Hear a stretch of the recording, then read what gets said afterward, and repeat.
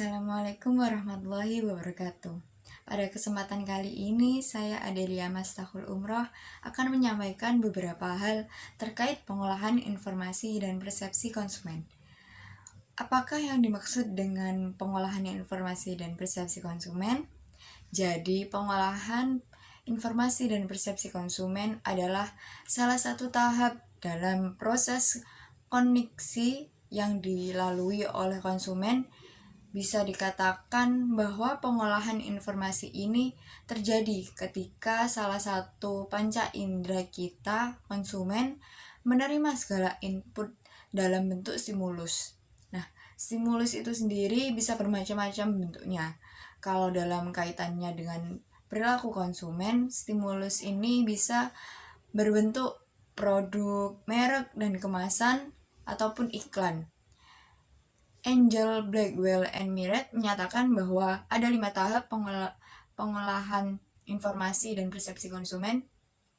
Jadi, proses pengolahan informasi ini tercipta pada saat produsen memberikan suatu stimulus kepada konsumen berupa pemaparan atau exposure.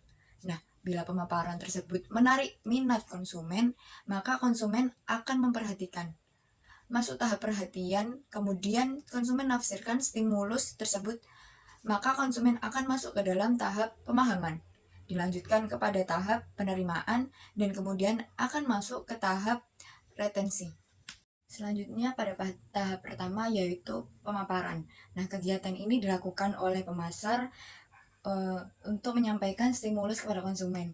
Nah, konsumen merasakan stimulus yang akan datang ke salah satu panca inderanya, yaitu disebut sensasi. Respon langsung dan cepat ke panca indera terhadap stimulus yang akan datang, apakah berupa iklan, merek, maupun kemasan. Ambang absolut itu sendiri yaitu jumlah minimum intensitas atau energi stimulus yang diperlukan oleh konsumen agar merasakan sensasi, titik di mana seorang konsumen merasakan perbedaan ada dan tidak ada dari suatu stimulus. Itulah yang disebut ambang absolut. Nah, untuk konsep yang kedua yaitu ada ambang berbeda. Nah, batas perbedaan terkecil yang dapat dirasakan antara dua stimulus yang mirip itu disebut dengan ambang berbeda. Nah, konsep ambang berbeda ini dikenal juga dengan the just negotiable different threshold atau GND. Di sini konsep GND dapat dijelaskan dalam penetapan harga suatu produk. Jika harga jus jeruk per buah bungkusnya ada 2.000, kalau diturunkan sehingga konsumen dapat merasakan adanya penurunan harga. Misalkan harga harus diturunkan sebesar 200. Maka 200 inilah yang disebut sebagai GND atau jumlah minimal perbedaan harga yang dapat dirasakan oleh konsumen. Untuk tahap kedua dari proses pengolahan informasi itu ada perhatian. Pada tahap pertama, produsen memaparkan stimulus kepada konsumen. Tidak semua stimulus yang dipaparkan dan diterima konsumen akan memperoleh perhatian dan berlanjut dengan stimulus tersebut. Hal ini terjadi karena konsumen memiliki keterbatasan sumber daya kognitif untuk mengolah semua informasi yang diterimanya. Karena itu, konsumen menyeleksi stimulus atau informasi mana yang akan diperhatikan dan akan diproses lebih lanjut. Proses ini dikenal sebagai perception selection. Faktor utama yang mempengaruhi perception selection atau perhatian konsumen terhadap stimulus yang akan diperhatikannya yaitu yang pertama faktor pribadi dan yang kedua faktor stimulus. Untuk faktor yang pertama yaitu faktor pribadi, karakteristik konsumen yang muncul dari dalam konsumen. Faktor ini ada di luar kontrol pemasar. Untuk yang pertama adalah motivasi dari kebutuhan konsumen itu sendiri.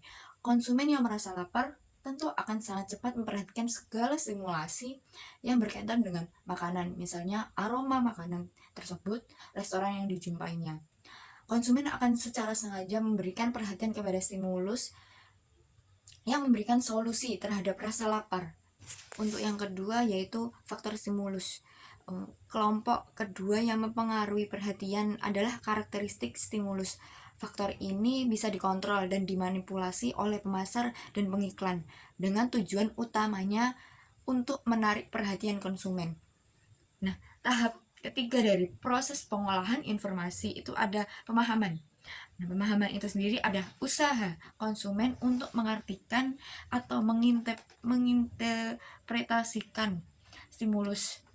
Menurut Angel, Blackwell, and Miniret menyebut tahap ini sebagai tahap memberikan makna kepada stimulus. Nah, makna ini tergantung kepada bagaimana stimulus diklasifikasikan dan dielaborasikan dalam kaitannya dengan pengetahuan konsumen.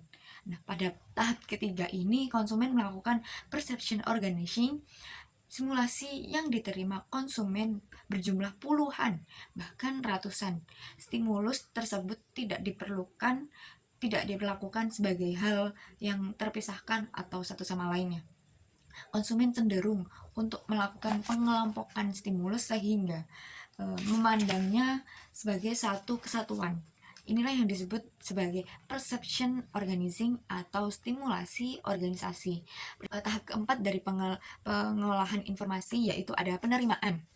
Apa sih penerimaan itu? Seperti telah dikemukakan sebelumnya, bahwa tahap pemaparan, tahap perhatian, dan tahap pemahaman merupakan persepsi konsumen. Setelah konsumen melihat stimulus, memperhatikan dan memahami stimulus tersebut, maka sampailah kepada suatu kesimpulan mengenai stimulus atau objek tersebut. Inilah yang disebut sebagai persepsi konsumen terhadap objek tersebut atau citra image produk. Nah, persepsi konsumen tersebut merupakan output dari penerimaan konsumen terhadap stimulus. Nah, di dalam konteks pemasaran, maka persepsi konsumen bisa berupa persepsi produk, persepsi merek, persepsi pelayanan, persepsi harga, persepsi kualitas produk, persepsi toko, ataupun persepsi terhadap produsen. Untuk tahap kelima dari proses pengolahan informasi itu ada retensi, di mana proses memindahkan informasi ke memori jangka panjang atau long term memory. Informasi yang disimpan adalah interpretasi konsumen terhadap stimulus yang diterimanya. Selanjutnya, apa yang tersimpan di dalam memori konsumen akan mempengaruhi persepsi terhadap stimulus yang baru atau exposure, attention, atau comprehension. Itu menurut Mowen dan Minor membahas topik retensi ini di dalam bab Memory and Cognitive Learning yang mengemukakan bahwa memori mempengaruhi proses perhatian dengan mengarahkan sistem sensori sehingga konsumen dapat berkonsentrasi secara selektif kepada stimulus tertentu. Nah, stimulus tersebut akan memicu harapan dan asosiasi antar stimulus lainnya dalam memori sehingga mempengaruhi harapan konsumen. Setelah konsumen menyimpan informasi di dalam long term memory, maka suatu saat ia akan memanggil kembali atau mengingat informasi tersebut untuk dipakai sebagai pertimbangan dalam mengambil keputusan. Proses ini dikenal dengan retrieval atau mengingat kembali. Salah satu tujuan dari iklan adalah membantu kemampuan konsumen untuk bisa mengingat informasi dari memorinya. Musik dianggap lebih baik dari sekedar kata-kata dalam menyampaikan pesan melalui iklan. Nah, konsumen lebih mudah mengingat pesan dalam bentuk lagu atau jingle dibanding kata-kata saja. Jingle mungkin bisa bertahan lebih lama dari di dalam memori konsumen. Nah, masalah utama yang dihadapi oleh pemasar adalah konsumen tidak bisa mengingat semua informasi yang ada di dalam memorinya. Konsumen lupa atau forgetting. Akibatnya, konsumen mungkin tidak bisa mengingat merek, iklan, ataupun produk yang diiklankan dari para pemasar. Nah, lupa itu adalah sifat alamiah dari konsumen. Konsumen yang harus dihadapi oleh para pemasar. Lupa bisa terjadi karena berlalunya waktu. Konsumen mungkin memperoleh suatu informasi beberapa bulan atau tahun yang lalu, kemudian dia harus mengingatnya kembali dan gagal. Pemasar harus melakukan berbagai upaya dalam program komunikasinya untuk meminimalkan lupa konsumen tersebut. Salah satu cara yang bisa dilakukan adalah menanyakan iklan secara rutin untuk mengingatkan kepada konsumen. Pengulangan ini tentu bisa sebulan sekali ataupun 2 bulan sekali atau 6 bulan sekali, tergantung dari anggaran perusahaan. Nah, itu saja materi yang bisa saya sampaikan terkait pengolahan informasi dan persepsi konsumen. Mungkin ada salah kata atau ada kurangnya mohon maaf, dan semoga dapat bermanfaat bagi para penonton. Dan terima kasih. Wassalamualaikum warahmatullahi wabarakatuh.